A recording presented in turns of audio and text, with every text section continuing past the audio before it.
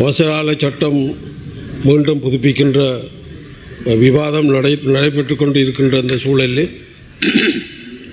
எங்களை பொறுத்தமட்டிலே தமிழீழ விடுதலை இயக்கத்தை பொறுத்தமட்டிலே ஜனநாயக தேசிய கூட்டமைப்பை பொறுத்தமட்டிலே இந்த அவசரகால சட்டம் தொடர்ச்சியாக அது எந்த காலத்தில் வந்தாலும் அதை எதிர்க்கும்.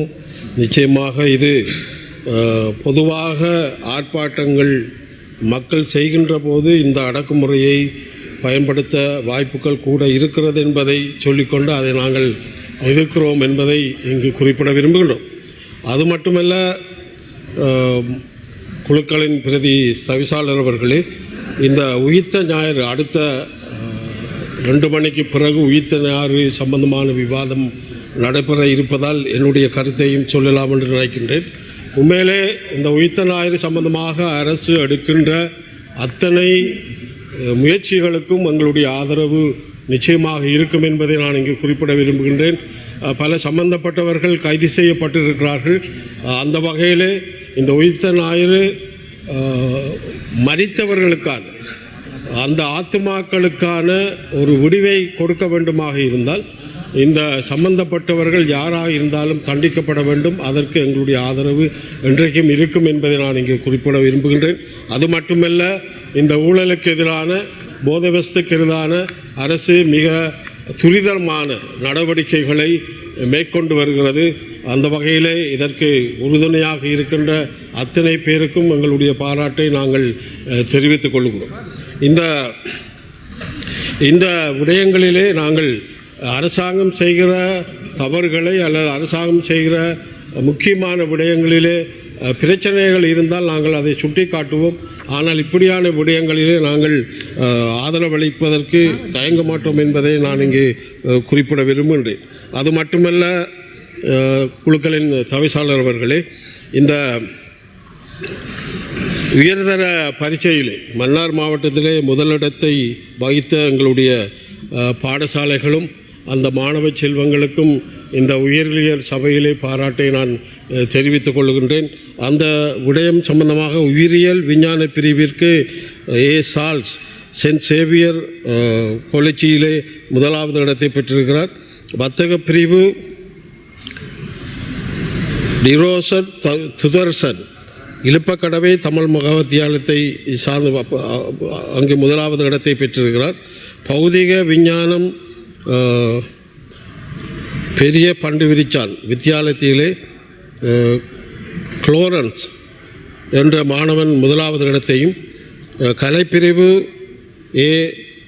சுதரசனி முருங்கன் மகாவித்தியாலயத்தையும், விஞ்ஞான பிரிவிலே சிவலோகநாதன் கருணிகா அடம்பன் மகாவித்தியாலயத்தையும் முதலாவது இடத்தையும் 2வது இடத்தையும் அவர்கள் பெற்றிருக்கிறார்கள். எங்களை பொறுத்த மட்டிலே இந்த பாடசாலை அதிபர் ஆசிரியர்களுக்கும் பெற்றோர்களுக்கும் கல்வி திணைக்களத்துக்கும் நாங்கள் பாராட்டை தெரிவித்துக் கொள்கிறோம். ஏனென்றால் விஞ்ஞானம் கணிதம் பாடசாலைகளிலே ஆசிரியர்கள் பற்றாக்குறை இருந்தாலும் கூட அந்த விடயத்திலே அவர்கள் முனைப்போடு எங்களுடைய மாவட்டத்தை முன்னிறுப்பு படுத்திருக்கிறார்கள். முல்லைத்தீவு வவுனியா போன்ற பிரதேசங்களிலும் எங்களுடைய வன்னி மாவட்டத்திலும் நல்ல பெறுபர்களை பெற்றிருக்கிறார்கள் என்பதை அவர்களுக்கும் எங்களது வாழ்த்துக்களை தெரிவித்துக் கொள்கிறோம். நேற்றைய தினம் ஜனாதிபதி தலைமையிலே நடந்த கூட்டத்திலே முள்ளிக்குளம் சம்பந்தமாக அவர்களுடைய காணி, அவர்களுடைய வயல் காணி போன்ற விடயங்களை நாங்கள் கதைத்த போது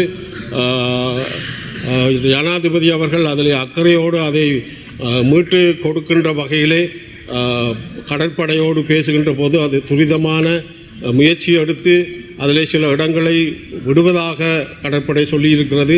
அந்த வகையில் இது நடைமுறைப்படுத்தப்பட வேண்டும். இன்னும் பல இடங்கள் மன்னார் மாவட்டத்திலே கூடுதலாக தேவாலயங்கள், எங்களுடைய பிஷப்புக்கு சொந்தமான காணிகள் அத்தனையும் விடுவிக்கப்பட வேண்டும் என்பது என்னுடைய கோரிக்கையாக இருக்கிறது.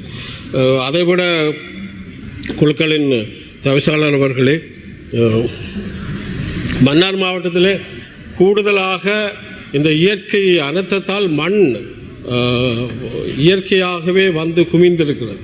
ஆனால் மன்னார் மாவட்ட மக்களுக்கு 75,000 ரூபாய்க்கு மண் வழங்கப்படுகிறது. இயற்கையே மண்ணை தந்திருக்கிறது.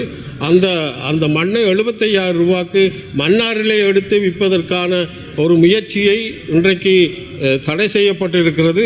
அந்த மண் மாவியாக்களிடம் அந்த மண்கள் போகாமல் அதை பிரதேச செயலகங்களுக்கு ஒப்படைத்து குறைந்த விலையில் 50,000 ரூபாய்க்கு அதை கொடுப்பதற்கான முயற்சியை மேற்கொள்ள வேண்டும் என்ற ஆலோசனையை நான் சொல்வது மட்டுமில்லாமல் இந்த 2 விளையாட்டு மைதானங்கள் எங்களுடைய அமைச்சர் அவர்கள் வந்து தன்னுடைய பார்வையை செலுத்தியிருந்தார்கள்.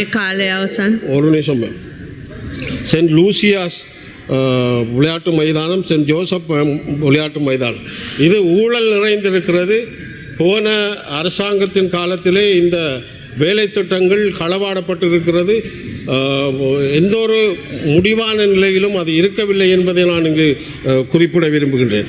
ஆகவே இந்த விடயத்திலே உடனடியாக நடவடிக்கை எடுக்க வேண்டும் என்பதை சொல்லிக்கொண்டு அடுத்தது ஒரு கோரிக்கையாக எங்களுடைய பாராளுமன்ற அமைச்சர்களிடம் நான் கேட்டுக்கொள்ள விரும்புகின்றேன்.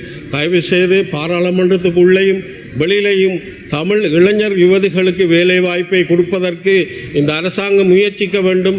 என்றால் கடந்த காலங்களில் போரை சாட்டி இந்த இளைஞர் யுவதிகளுக்கு வாய்ப்புகள் மறக்கப்பட்டது. ஆகவே இந்த விடயத்திலே அரசாங்கம் இங்கே தமிழ் இளைஞர் யுவதிகளுக்கு வாய்ப்பளிக்க வேண்டும் இந்த பாராளுமன்றத்திலே என்று சொல்லி கேட்டுக்கொண்டு நன்றி, வணக்கம்.